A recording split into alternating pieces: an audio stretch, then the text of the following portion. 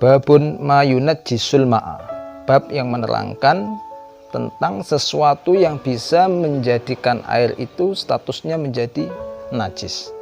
Su'ilan Nabi sallallahu alaihi wasallam anil ma', Nabi pernah ditanya masalah air. Wa ma yanubuhu minad dawabi wassiba, dan sesuatu yang bisa mengenai air tadi yang berasal dari hewan melata ataupun hewan buas. Jadi lokasi airnya ini di tempat yang terbuka. Kalau berada di tempat yang terbuka, memungkinkan siapa saja bisa mengambil air itu atau beraktivitas di tempat air itu. Seperti hewan. Hewan itu kan biasanya kalau ada air, mereka berkumpul di tempat air tadi. Beraktivitas di sekitar air tadi. Sehingga akan memungkinkan mempengaruhi kesucian ataupun kebersihan tentang air itu. Lalu hal itu ditanyakan kepada Rasulullah. Bagaimana ya Rasulullah dengan kasus seperti ini? Maka kata Nabi, idza kanal ma'u kullatain, ketika air tadi berjumlah 2 kulah.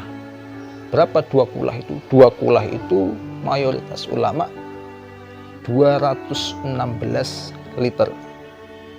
Kalau berada di tempat kubus kotak itu, maka setara dengan tingginya 60 cm, lebarnya 60 cm.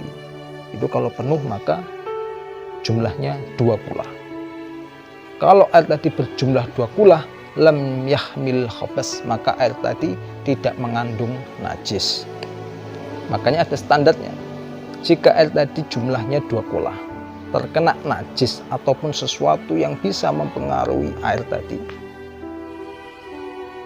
terkena najis ataupun terkena sesuatu, lalu air tadi berubah wujudnya, berubah warnanya, berubah wujudnya, berubah rasanya, berubah baunya, maka air tadi tidak lagi suci. Kalau terkena najis sampai merubah wujud airnya, maka air tadi menjadi najis. Tapi kalau air 2 kulah terkena apapun, entah najis atau apapun, dan itu tidak merubahnya, wujudnya tetap, rasanya tetap, baunya tetap, warnanya tetap, maka air tadi tetap dihukumi suci. Itu masalah yang 2 kulah. Tapi kalau air tadi kurang dari 2 kulah, terkena najis, maka air tadi menjadi najis. Terkena sesuatu yang tidak najis, misal terkena air sabun, maka air tadi suci tapi tidak mensucikan. Maka ukurannya adalah 2 kulah atau enggak. Kalau kurang dari 2 kulah terkena najis, maka najis. Terkena sesuatu yang suci, misal air sabun, air kopi, air teh, maka air tadi suci tapi tidak mensucikan. Tapi kalau air 2 kulah terkena apapun selama warnanya, baunya, rasanya tidak berubah, maka air tadi tetap suci. Tapi kalau sampai berubah, maka air tadi tidak lagi suci, mensucikan. Makanya kalau kita wudhu, tempatnya airnya itu sedikit, kira-kira kurang dari 2 kulah, maka jangan sampai kita memasukkan tangan kita. Tapi cara wudhu kita adalah dengan mengambil air tadi, pakai cebok. Tapi kalau airnya banyak, lebih dari 2 kulah bisa kita kira-kira, maka kita bisa memasukkan tangan kita, maka tidak akan berpengaruh pada kesucian daripada air itu. Allah a'lam bishawab.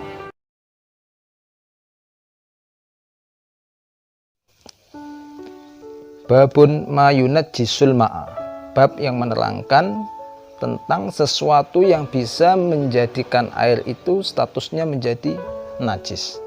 Su'ilan Nabi sallallahu alaihi wasallam anil ma', Nabi pernah ditanya masalah air.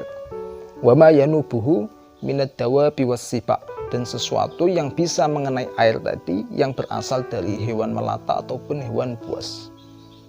Jadi lokasi airnya ini di tempat yang terbuka. Kalau berada di tempat yang terbuka, memungkinkan siapa saja bisa mengambil air itu atau beraktivitas di tempat air itu. Seperti hewan. Hewan itu kan biasanya kalau ada air, mereka berkumpul di tempat air tadi. Beraktivitas di sekitar air tadi. Sehingga akan memungkinkan mempengaruhi kesucian ataupun kebersihan tentang air itu. Lalu hal itu ditanyakan kepada Rasulullah. Bagaimana ya Rasulullah dengan kasus seperti ini? Maka kata Nabi, idza kanal ma'u kullatain, ketika air tadi berjumlah 2 kulah. berapa dua kulah itu? Dua kulah itu mayoritas ulama 216 liter. Kalau berada di tempat kubus kotak itu, maka setara dengan tingginya 60 cm, lebarnya 60 cm. Itu kalau penuh maka jumlahnya 2 kulah. Kalau air tadi berjumlah 2 kulah, lam yahmil khabas, maka air tadi tidak mengandung najis. Makanya ada standarnya. Jika air tadi jumlahnya 2 kulah, terkena najis ataupun sesuatu yang bisa mempengaruhi air tadi,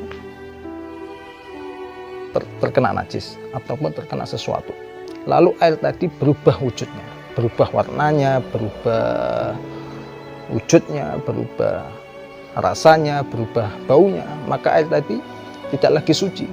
Kalau terkena najis sampai merubah wujud airnya, maka air tadi menjadi najis. Tapi kalau air 2 kulah terkena apapun, entah najis atau apapun, dan itu tidak merubahnya, wujudnya tetap, rasanya tetap, baunya tetap, warnanya tetap, maka air tadi tetap dihukumi suci. Itu masalah yang 2 kulah. Tapi kalau air tadi kurang dari 2 kulah, terkena najis, maka air tadi menjadi najis. Terkena sesuatu yang tidak najis, misal terkena air sabun, maka air tadi suci tapi tidak mensucikan. Maka ukurannya adalah 2 kulah atau enggak. Kalau kurang dari 2 kulah terkena najis, maka najis. Terkena sesuatu yang suci, misal air sabun, air kopi, air teh, maka air tadi suci tapi tidak mensucikan.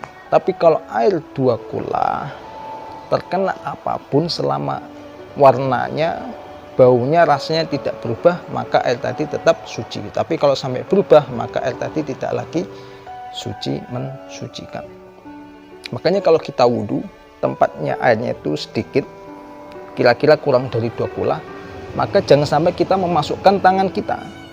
Tapi cara wudhu kita adalah dengan mengambil air tadi, pakai cebok. Tapi kalau airnya banyak, lebih dari 2 kulah bisa kita kira-kira, maka kita bisa memasukkan tangan kita, maka tidak akan berpengaruh pada kesucian daripada air itu. Allah a'lam bishawab.